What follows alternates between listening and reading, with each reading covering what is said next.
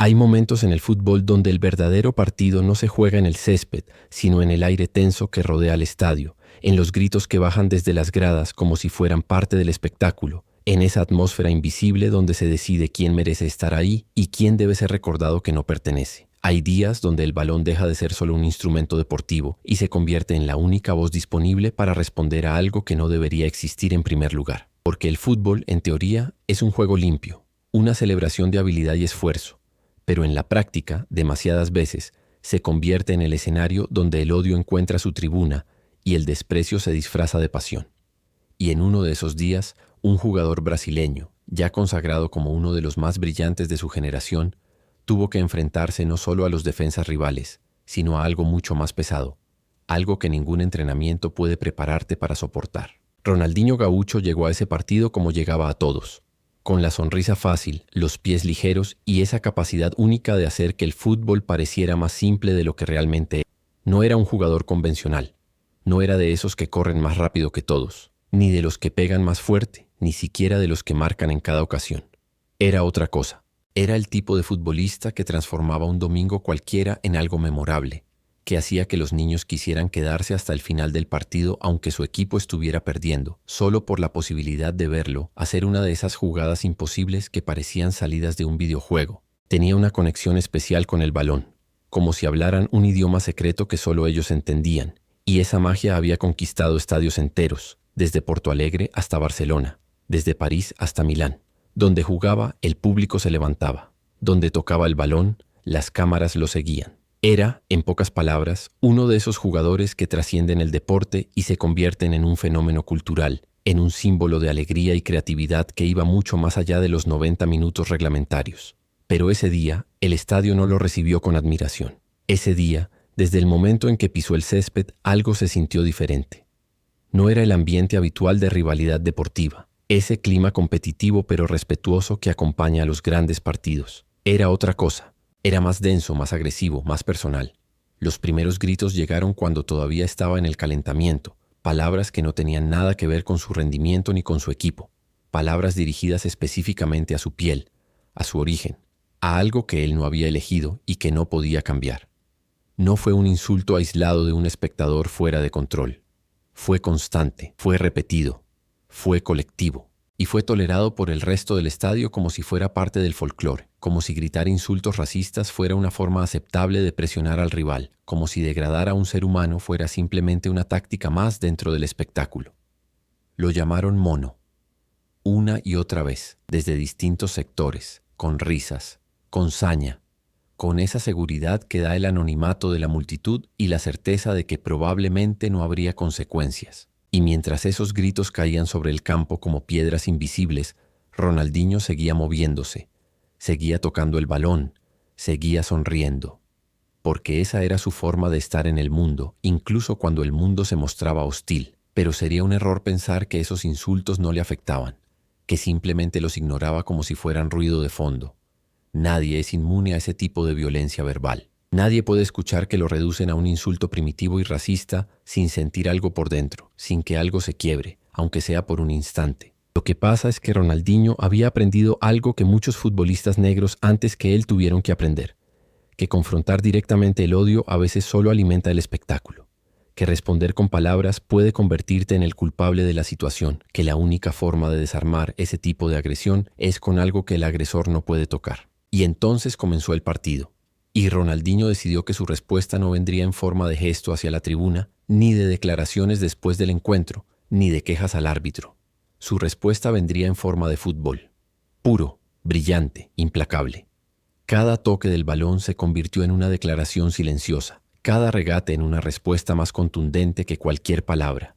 No era venganza, era algo más profundo. Era dignidad traducida en movimiento, resistencia disfrazada de arte. Porque lo que esos gritos intentaban hacer era reducirlo, convertirlo en algo menos humano, degradarlo hasta un punto donde su talento dejara de importar.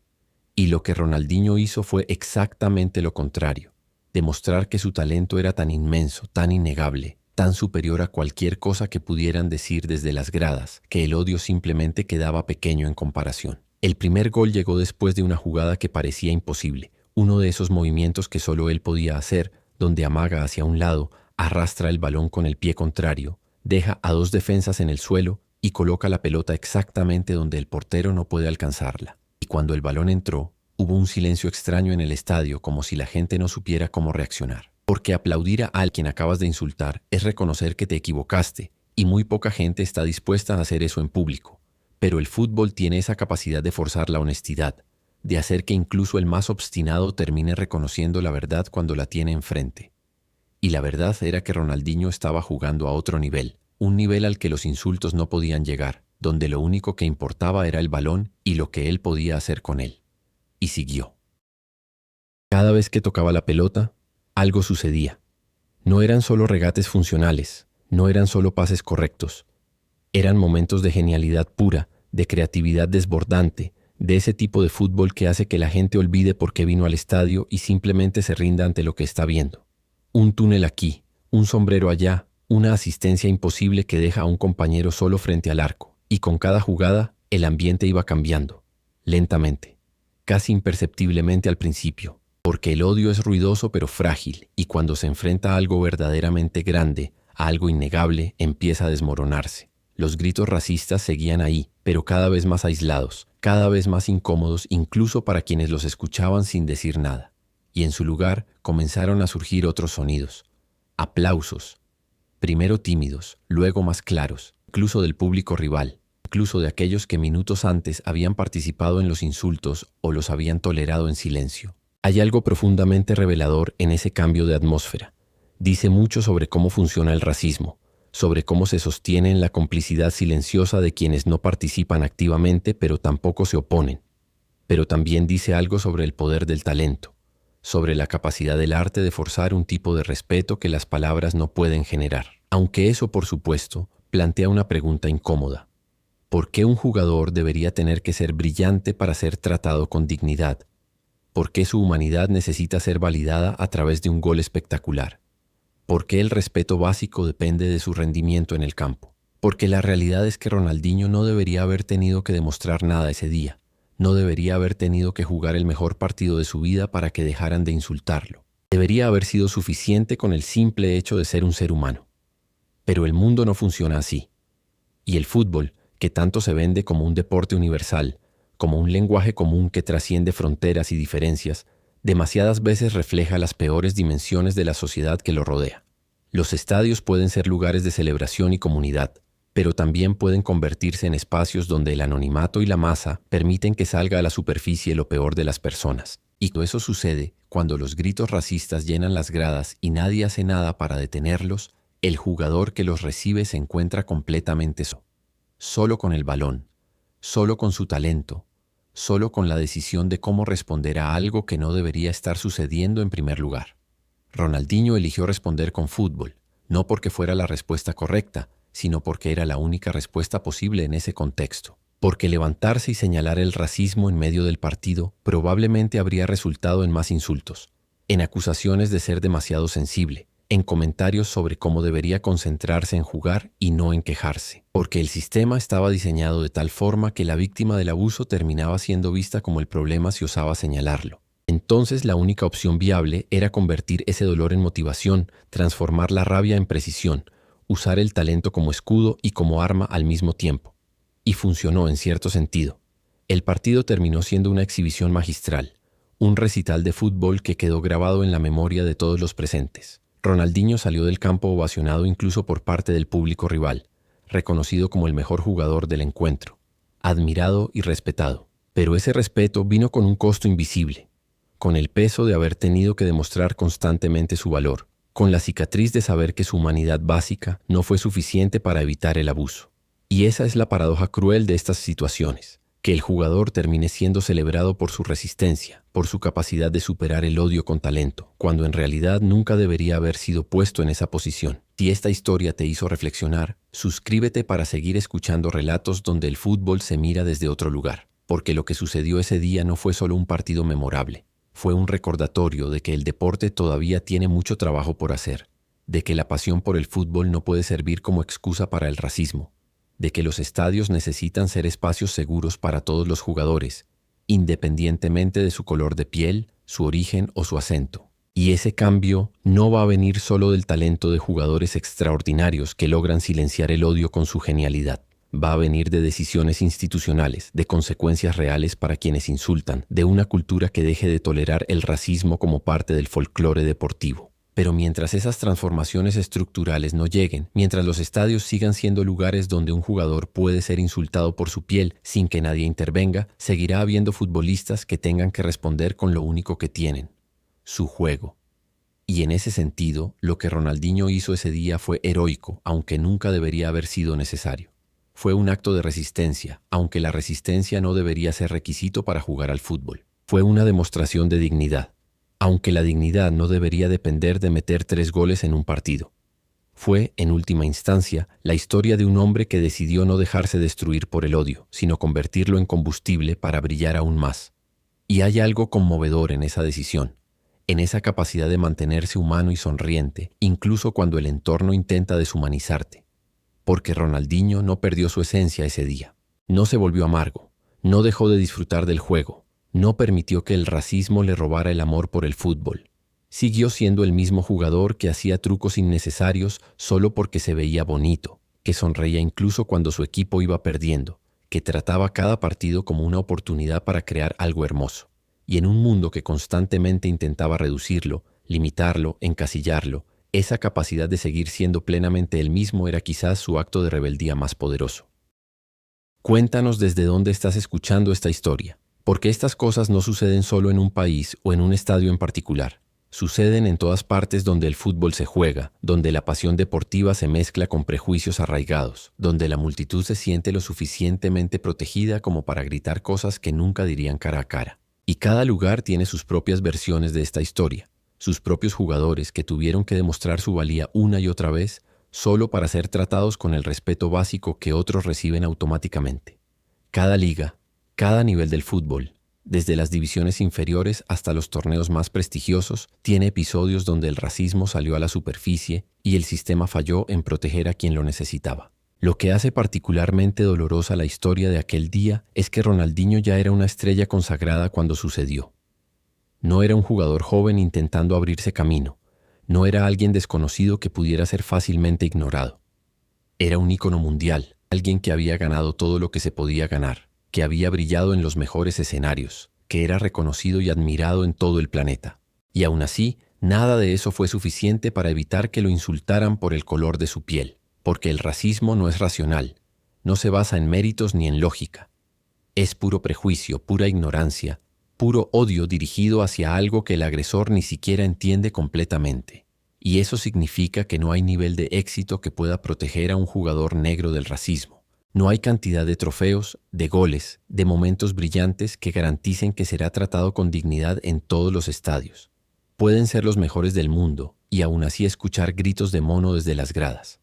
Pueden ser leyendas vivientes y aún así tener que demostrar su humanidad una y otra vez. Pueden ser queridos por millones y aún así enfrentarse a sectores que los ven solo a través del lente del prejuicio. Esa es la realidad con la que han tenido que vivir generaciones de futbolistas negros, desde los pioneros que abrieron camino en ligas donde no eran bienvenidos hasta las estrellas contemporáneas que todavía enfrentan insultos en redes sociales y estadios. Y cada uno ha tenido que encontrar su propia forma de lidiar con esa realidad, su propia estrategia de supervivencia, en un entorno que constantemente les recuerda que algunos los ven como intrusos, como visitantes tolerados pero no realmente aceptados. Algunos responden con silencio, otros con denuncia pública, otros con la misma estrategia que Ronaldinho usó ese día, dejando que su fútbol hable por ellos. Pero todas esas respuestas, por válidas que sean, ponen la carga en el jugador que sufre el abuso, no en el sistema que permite que suceda. Y ahí es donde reside el problema fundamental, porque mientras sigamos celebrando a los jugadores que logran superar el racismo con su talento, sin exigir cambios reales en las estructuras que permiten ese racismo, estamos perpetuando un ciclo donde la responsabilidad de solucionar el problema recae en quienes lo sufren, no en quienes lo causan o lo permiten. El día que insultaron a Ronaldinho, el estadio eventualmente lo aplaudió, pero eso no borra lo que sucedió, no cancela el daño causado por esos gritos. No repara el hecho de que tuvo que jugar un partido extraordinario solo para ser tratado con el respeto básico que cualquier ser humano merece. Y aunque la historia se cuenta a menudo como un triunfo, como un ejemplo de cómo el talento puede vencer al odio, hay algo profundamente triste en el fondo. Porque el verdadero triunfo habría sido que nunca hubieran gritado esos insultos en primer lugar, que Ronaldinho hubiera podido jugar ese partido sin tener que cargar con el peso de demostrar su humanidad además de su habilidad futbolística. Comparte este video si crees que el talento también puede ser una forma de resistir. Porque aunque el talento no debería ser necesario para ganar respeto, la realidad es que ha sido una de las pocas herramientas disponibles para muchos jugadores a lo largo de la historia. Y reconocer eso, entender que cada regate brillante de Ronaldinho ese día llevaba consigo una capa adicional de significado, que cada gol era también una declaración de dignidad, nos ayuda a ver el fútbol con más profundidad, a entender que lo que sucede en el campo está siempre conectado con lo que sucede fuera de él. Ese partido terminó, como terminan todos los partidos. El árbitro pitó el final, los jugadores se fueron al vestuario, el público salió del estadio. Las luces se apagaron, pero lo que quedó fue una lección sobre resiliencia, sobre la capacidad humana de encontrar belleza incluso en medio de la hostilidad, sobre el poder del arte para transformar momentos de oscuridad en momentos de luz. Ronaldinho salió de ese campo habiendo demostrado no solo que era un futbolista excepcional, algo que todos ya sabían, sino que era también un ser humano excepcional, alguien capaz de mantener su esencia incluso cuando el entorno intentaba destruirla. Y quizás esa sea la verdadera enseñanza de aquel día. Que el odio puede ser ruidoso, puede ser constante, puede intentar por todos los medios reducir a un insulto. Pero si esa persona se niega a ser reducida, si responde no con más odio, sino con algo que trasciende el odio, entonces el odio pierde. No desaparece, no se arrepiente, no pide perdón, pero pierde en el sentido de que no logra su objetivo, que es quebrar el espíritu de quien ataca. Ronaldinho no permitió que le quebraran el espíritu ese día. Jugó con la misma alegría de siempre, con la misma creatividad, con la misma pasión. Y en ese acto de resistencia silenciosa pero poderosa, demostró que hay cosas que el racismo no puede tocar. Espacios internos donde la dignidad permanece intacta sin importar cuánto ruido haga el odio. Pero sería ingenuo terminar esta historia con un final completamente inspirador. Como si el talento de Ronaldinho hubiera solucionado el problema del racismo en el fútbol. No lo hizo. No podía hacerlo. Porque el racismo es un problema sistémico que requiere soluciones sistémicas, que necesita de instituciones comprometidas, de sanciones reales, de educación, de un cambio cultural profundo que no puede venir de un solo jugador, por brillante que sea. Lo que Ronaldinho hizo ese día fue sobrevivir con dignidad a una situación injusta, fue encontrar una forma de navegar el odio sin dejarse destruir por él. Y eso es admirable, es conmovedor, es digno de ser recordado, pero no es suficiente. Porque el fútbol necesita llegar a un punto donde ningún jugador tenga que hacer lo que Ronaldinho hizo ese día. Donde el talento sea celebrado por sí mismo, no como una herramienta de supervivencia frente al racismo. Donde un jugador negro pueda tener un mal partido sin que eso sea usado como excusa para atacarlo racialmente. Donde los estadios sean verdaderamente espacios de celebración del deporte, no campos de batalla donde algunos tienen que demostrar constantemente su derecho a estar ahí. Ese es el fútbol que deberíamos estar construyendo. El fútbol donde historias como la de aquel día con Ronaldinho sean reliquias del pasado, ejemplos de una época que aprendimos a superar. Mientras tanto, mientras ese futuro llega o no llega, nos quedan estas historias. Historias de jugadores que enfrentaron el odio y decidieron no dejarse vencer por él, que encontraron en el balón no solo una herramienta de trabajo, sino un refugio, una voz, una forma de responder cuando las palabras no eran suficientes. Y Ronaldinho, con su sonrisa inalterable y sus pies mágicos, se convirtió ese día en uno más de esos guerreros silenciosos, de esos artistas que transforman el dolor en belleza, de esos seres humanos que se niegan a ser definidos por el odio que otros sienten hacia ellos. Jugó 90 minutos bajo una lluvia de insultos y salió del campo habiendo demostrado que, aunque el racismo existe y duele, no tiene por qué definir quién eres ni qué puedes lograr. Y esa quizás es la única victoria posible en una situación que nunca debería haber existido.